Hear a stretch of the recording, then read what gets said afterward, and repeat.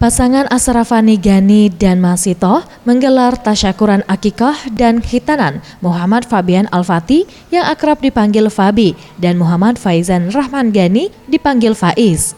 Acara yang dihadiri segenap keluarga besar serta mendatangkan ustadz ini dilakukan di halaman komplek Diklat Penerbangan Jalan Adi Sucipto, Kecamatan Sukarami, Palembang.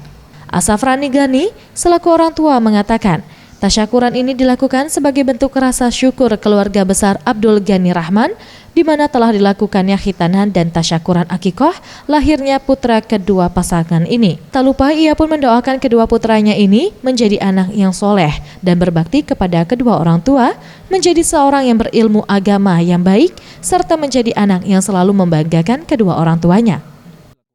Dengan harapan doa kami sekeluarga untuk putra-putra kami itu agar menjadi anak yang soleh dan berilmu agama yang baik, ke depan bisa menjadi berguna dan membanggakan kedua orang tuanya.